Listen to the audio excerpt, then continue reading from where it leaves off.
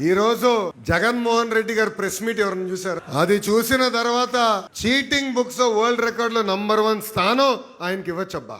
సొంత తండ్రిని మోసం చేసి, సొంత తల్లిని మోసం చేశాడు, సొంత చెల్లిని మోసం చేశాడు, ఇంకో చెల్లికి చెందిన తండ్రిని చంపేసి ఏకంగా ఆ కుటుంబాన్ని మోసం చేసిన వ్యక్తి జగన్మోహన్ రెడ్డి గారు. సొంత జిల్లాని మోసం చేసి చివరికి సొంత నియోజకవర్గాన్ని మోసం చేసి మనందరం చూసాం. సొంత నియోజకవర్గానికి ఆయన వెళ్ళినప్పుడు ప్రజలందరూ వచ్చి 5 సంవత్సరాలు మీరు ఎక్కడున్నారు, ఏనాడైనా మమ్మల్ని పట్టించుకున్నారా అని అడిగే పరిస్థితి వచ్చింది. అంటే ఎంత అన్యాయం మనందరం ఒక్కసారి ఆలోచించాలి. ఏకంగా రాయలసీమ ముద్దు బిడ్డ అని రీల్స్ లో చేశాడు. ఆనాడే చెప్పా, రాయలసీమకి క్యాన్సర్ గడ్డ జగన్మోహన్ రెడ్డి అని. రాయలసీమ ప్రజలందరూ ఒక్కసారి గుండెపైన చేయబెట్టుకుని ఆలోచించాలి. 5 సంవత్సరాలు రాయలసీమకు ఒక్క పరిశ్రమ తీసుకొచ్చారా? ఒక్క సాగునీటి ప్రాజెక్టు పూర్తి చేశారా? అంతెందుకు, బిందు సైద్యం లాంటి అద్భుతమైన ప్రాజెక్ట్ ని కూడా ఆనాడు ఆపేసిన వ్యక్తి జగన్మోహన్ రెడ్డి.